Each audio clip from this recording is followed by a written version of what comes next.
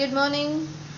So பாருங்க நான் இன்னைக்கு ரைஸ் எடுத்து வச்சிருக்கேன் சப்பாத்தி அரிசி. இன்னைக்கு என்ன பண்ண போறோம் அப்படினா கர்ட் ரைஸ் பண்ண போறோம். ரொம்ப க்ரீமியா ரிச்சா ரெஸ்டாரன்ட் ஸ்டைல்ல ஒரு கர்ட் ரைஸ்.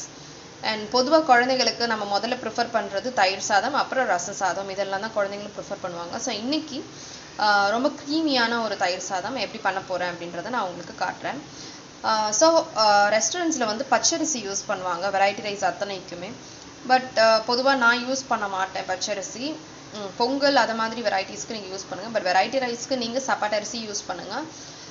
ரொம்ப நல்லது, புழுங்கல் அரிசி ரொம்ப நல்லது பச்சரிசியை விட. ஸோ அதனால நான் எப்பயுமே புழுங்கல் அரிசி தான் ப்ரிஃபர் பண்ணுவேன். பட் நீங்கள் வீட்டில் பச்சரிசி குக் பண்ணுறவங்களா இருந்தால் தாராளமாக நீங்கள் புழுங்கல் அரிசிக்கு பதிலாக பச்சரிசி பண்ணலாம். அண்ட் நான் வந்து இன்றைக்கி முழு அரிசி எடுத்திருக்கேன். சில பேர் வந்து உடைச்சல் சொல்லுவாங்கள்ல, பச்சரிசி உடைச்சல் புழுங்கரிசி உடைச்சல் சொல்லுவாங்க. ஸோ அதுலேயும் பண்ணலாம், அதுவுமே நல்லாயிருக்கும். ஸோ நான் வந்து இன்றைக்கி 1 கப் ரைஸ் எடுத்திருக்கேன் பாருங்கள். ஸோ 1 கப் ரைஸை வந்து ஒரு 1/4 மணி நேரம் நான் வந்து தண்ணியில் ஊறப்பட போகிறேன். அதுக்கப்புறம் 1 கப் ரைஸுக்கு 3 கப் தண்ணின்னு வச்சுக்கலாம். இல்லை உங்களுக்கு வேணும் அப்படின்னா 4 கப் தண்ணி கூட நீங்கள் வச்சுக்கலாம். ஸோ 3 கப்புக்கு கீழே வைக்காதீங்க. ஏன்னா ரைஸ் வந்து நமக்கு நல்லா குழையணும். குழஞ்சாதான் வந்து தயிர் சாதம் நல்ல திக்காக க்ரீமியாக இருக்கும். ஸோ இந்த ரைஸை நான் முதல்ல தண்ணியில் ஊறப்பட போகிறேன். இப்போ பார்த்தீங்கன்னா நான் அரிசியை ஊறப்பட்டு வச்சுருக்கேன். இது ஒரு 1/4 மணி நேரம் நல்லா ஊறட்டும். ஸோ அடுத்தது பாருங்கள், தயிர் இருக்குது. இது வந்து வீட்லேயே நான் வந்து புறப்போட்ட தயிர். நீங்கள் கடையில் வாங்குறீங்க அப்படின்னா அதில் வந்து கல்ச்சர் போட்டு தான் அது வந்து புறப்போடுவாங்க. ஸோ ஏன்னா அதோடைய வந்து கண்டிப்பாக 1 மாதம் வரைக்கும் அதை நீங்கள் வச்சுருந்து யூஸ் பண்ணலாம், புளிக்கவே புளிக்காது. பட் வீட்டில் போடுறது அப்படி கிடையாது. நம்ம நேச்சுரலாக நம்ம வந்து அதை புறப்போடுவோம்.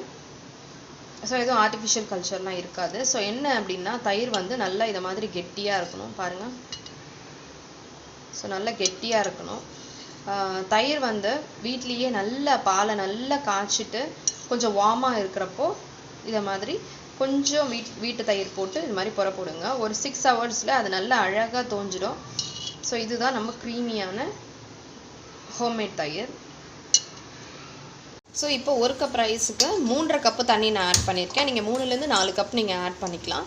ஆட் பண்ணிவிட்டு இதில் எதுவும் நம்ம ஆட் பண்ண போகிறது இல்லை, ஜஸ்ட் ப்ரெஷர் குக் பண்ண போகிறோம். எப்பயும் போல் நீங்கள் 3 விசில் கொடுத்தா போதும். இல்லை உங்களுக்கு 4 விசில் கொடுக்கணும்னு தேவைப்பட்டதுனாலும் நீங்கள் பண்ணலாம். பட் 4 விசிலுக்கு மேலே நீங்கள் கொடுக்காதீங்க. ஏன் கொடுக்குறோம் அப்படின்னா ரைஸ் நல்லா குழையணும் இல்லையா. ஸோ தயிர் சாதம் குழன்னு இருந்தால் தான் எல்லாருக்குமே ரொம்ப பிடிக்கும். ஸோ அதனால் இப்போ இதை ஒரு 3 விசிலுக்கு நான் வந்து குக் பண்ண போகிறேன். ஸோ அடுத்தது நான் வந்து பால் இருக்குல்ல, நம்ம பாலை வந்து நல்லா திக்காக காய்ச்சிட்டு நான் ஆற வச்சுருக்கேன். இந்த பாலை தான் நம்ம ஃபர்ஸ்ட்டு ஆட் பண்ணுவோம் அது சாதம் நல்லா வெந்ததுக்கப்புறம். ஸோ பாலை வந்து நீங்கள் முன்னாடியே ரெடி பண்ணி வச்சுக்கோங்க. ஸோ பால் காய்ச்சி நல்லா திக்காக இதை மாதிரி வச்சுக்கோங்க. அது மாதிரி தயிரையும் ரெடி பண்ணி முன்னாடி நாளே வச்சுக்கோங்க. ஸோ இது ரெண்டும் இருந்தது அப்படின்னா தயிர் சாதம் 5 நிமிஷத்தில் நீங்கள் பண்ணிடலாம். ஸோ பாருங்கள், நான் ஒரு 4 விசில் கொடுத்துட்டு ஆஃப் பண்ணியிருக்கேன். ஸோ நான் 3 விசில் சொல்லியிருந்தேன் இல்லையா. ஸோ இதில் 4 விசில் வந்திருக்குது. ஸோ நீங்கள் வந்து இப்போது ரைஸ் நல்லா வெந்திருக்குது. இப்போ இதை மாதிரி மேஷர் யூஸ் பண்ணாலும் யூஸ் பண்ணலாம். இல்லை அப்படின்னா நான் யூஸ் பண்ணுற கரண்டி, ஸோ இதை மாதிரி ஒரு பேஸ் வச்ச கரண்டி, நல்ல பெரிய கரண்டி வச்சு நீங்கள் இப்படி மேஷ் பண்ணிக்கோங்க. ஸோ நல்லாவே அது மேஷ் ஆகிடும். ஸோ மேஷ் பண்ணிவிட்டு நான் உங்களுக்கு காமிக்கிறேன். மேஷ் பண்ணியிருக்கேன் பாருங்கள். இந்த அளவுக்கு மேஷ் பண்ணதுக்கப்புறம் இதுக்கு தேவையான சால்ட் ஆட் பண்ணிக்கோங்க. பால் நல்ல க்ரீமியாக இருக்குது பாருங்கள் மேலே. ஸோ அந்த க்ரீமோட இந்த பால், ஸோ இப்போ பாலை ஆட் பண்ணிவிட்டு சால்ட் ஆட் பண்ணி இப்படியே விட்டுடுங்க ஒரு 10 நிமிஷத்துக்கு. ஏன் அப்படின்னா ரைஸ் ரொம்ப சூடாக இருக்கும். ஸோ நீங்கள் அந்த ஆறின பால் இதில் ஆட் பண்ணுறப்போ அதோட டெம்பரேச்சர் குறையும். ஸோ அதுக்கப்புறம் நீங்கள் தயிர் ஆட் பண்ணுங்கள். எப்பயுமே சுடு சாதத்தில் தயிர் ஆட் பண்ணக்கூடாது. ரீசன் அதில் வந்து நல்ல பாக்டீரியாஸ் இருக்கும், அது வயிற்றுக்கு ரொம்ப நல்லது. ஸோ அதை வந்து நாம் வந்து இந்த சுடு இதில் போட்டோம் அப்படின்னா அது அழிஞ்சு போயிடும். ஸோ அந்த தயிர் சாப்பிட்றதுக்கான பெனிஃபிட்ஸே நமக்கு கிடைக்காது. ஸோ அதனால நான் இது ஆற வைக்கிறதுக்காக இந்த ஆறின பாலை இதில் விட்டு ஒரு 10 நிமிஷம் இதுக்கு கொஞ்சம் ரெஸ்டிங் டைம் கொடுத்துட்டு அதுக்கப்புறம் தயிர் நம்ம ஆட் பண்ண போகிறோம். இன்னொரு பர்பஸ் என்ன நம்ம வந்து பால் ஆட் பண்ணுறதுக்கு அப்படின்னா, மதியானம் நீங்கள் லஞ்ச் பேக் பண்ணுறதுக்கு காலையிலேயே நம்ம பேக் பண்ணிடுவோம் இல்லையா. ஸோ மதியானம் வெய்ய நாளையில் முக்கியமாக சம்மரில் புளிச்ச மாதிரி ஆயிரும் தயிர் சாதம், வாயிலே வைக்க முடியாது.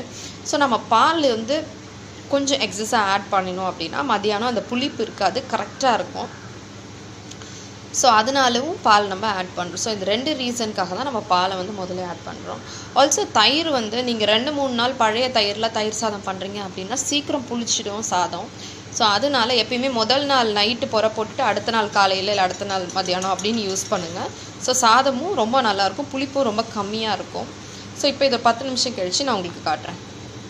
ஸோ பாருங்கள், பால் நல்லா அப்சர்வ் ஆகிடுச்சு. ஸோ அதுக்கப்புறம் நீங்கள் தயிரை ஆட் பண்ணிக்கலாம். உங்களுக்கு தேவையான தயிரை ஆட் பண்ணி நல்லா மிக்ஸ் பண்ணிக்கோங்க. பாருங்கள், நல்லா தலை நான் ரெடி பண்ணிட்டேன். ஸோ ரொம்ப க்ரீமியாகவும் இருக்கா. ஸோ அடுத்தது நம்ம என்ன பண்ண போகிறோம் அப்படின்னா தாளிக்க போகிறோம். ஸோ தாளிப்புக்கு நான் என்னென்ன எடுத்து வச்சுருக்கேன் அப்படின்னா, இஞ்சி நல்ல ஃபைனாக துருவி இருக்கேன். ஸோ ஏன் ஃபைனானா வந்து கொஞ்சம் குட்டி குட்டியாக கட் பண்ணி போட்டேன் அப்படின்னா அது வந்து எடுத்து வச்சிடுறாங்க. ஸோ இது ஃபைனாக இருக்கிறப்போ தயிர் சாதத்தோடு சேர்த்து சாப்பிட்ருவாங்க. அப்புறம் பச்சை மிளகாயில் நடுவில் இருக்க அந்த சீட்ஸ் எல்லாம் ரிமூவ் பண்ணிவிட்டு ஃபைனாக சாப் பண்ணி வச்சுருக்கேன். கேரட்டை திருவி வச்சுருக்கேன், காஞ்ச மிளகாய் வச்சுருக்கேன். ஸோ கேரட் வந்து நம்ம டைரெக்டாக தயிர் சாதத்தோடு ஆட் பண்ணலாம் வதக்காமல். ஸோ இது எல்லாத்தையும் நம்ம தாளிப்பில் ஆட் பண்ண போகிறோம். ஸோ கடாயில் எண்ணெய் விட்டு நல்லா சூடு ஏறினதுக்கப்புறம் கடுகு போட போகிறோம். கடுகு நல்லா பொரியட்டும். கடுகு பொரிஞ்சதுக்கப்புறம் 1/2 டேபிள் ஸ்பூன் உளுத்தம்பருப்பு, 1 டேபிள் ஸ்பூன் அளவு கடலைப்பருப்பு, 1/2 டேபிள் ஸ்பூன் அளவு உளுத்தம்பருப்பு ஆட் பண்ணியாச்சு. ஸோ ஆட் பண்ணதுக்கப்புறம் நான் இந்த இஞ்சி, பச்சை மிளகாய், காஞ்ச மிளகாய் 3த்தையும் ஆட் பண்ணுறேன். காஞ்ச மிளகாய், பச்சை மிளகாய், அப்புறம் கருவேப்பிலை ஆட் பண்ணிட்டு நல்லா வதக்கிக்கோங்க. பெருங்காயப்பொடி ஆட் பண்ணுறேன், ஒரு 2 பிஞ்ச் அளவு பெருங்காயப்பொடி. ஸோ இது எல்லாத்தையும் சேர்த்து நல்ல ப்ரௌன் ஆகிற வரைக்கும் வதக்கியிருக்கோங்க.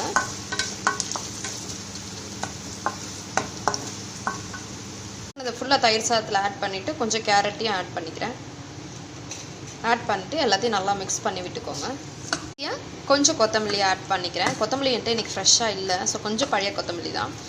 ஸோ கொத்தமல்லி ஆட் பண்ணிட்டீங்க அப்படின்னா அவ்வளோதான், நம்மளுடைய restaurant style curd rice ready ஆகிடுச்சு. ஸோ இதில் வந்து நான் சில பேர் என்ன பண்ணுவாங்க, இதில் மாதுளம்பழம், திராட்சை எல்லாமே ஆட் பண்ணுவாங்க. அதெல்லாம் யூஸ்வலாக கல்யாண வீட்டு தயிர் சாதத்தில் இருக்கும். ஸோ எனக்கு வந்து தயிர் சாதத்தில் நிறைய ரொம்ப வந்து போட்டோம் அப்படின்னா அது ஒவ்வொரு வாயிலையும் அடிப்படும். ஸோ ஒரு மாதிரி ரொம்ப டிஸ்டர்பன்ஸாக இருக்கும், நம்ம ஸ்மூத்தாக சாப்பிட முடியாத மாதிரி இருக்கும். ஸோ அதனால் நான் ஃப்ரூட்ஸ் எல்லாம் ஆட் பண்ணலை. ஸோ நீங்கள் வேணும்னா அந்த ஃப்ரூட்ஸ் எல்லாம் நீங்கள் ஆட் பண்ணிக்கலாம். அதர்வைஸ் மற்றது எல்லாம் சேர்த்து இதை மாதிரி ரொம்ப க்ரீமியான டேஸ்டியான கர்ட் ரைஸ் நீங்கள் தயார் பண்ணி உங்கள் குழந்தைங்களுக்கு நீங்களும் நல்லா சாப்பிட்லாம். அதுவும் வெய்ய நாளையில் தயிர் சாதம் கண்டிப்பாக மஸ்ட்டு. அண்ட் கர்டில் நிறைய ப்ரோபயோட்டிக்ஸ் இருக்குது. ஸோ கண்டிப்பாக வயிற்றுக்கு ரொம்ப நல்லது. ஸோ ட்ரை பண்ணி பாருங்கள். ட்ரை பண்ணி பார்த்துட்டு எப்படி இருக்குது அப்படின்றத எனக்கு கமெண்ட்டில் ஷேர் பண்ணுங்கள். ஸோ தேங்க்யூ, பாய்.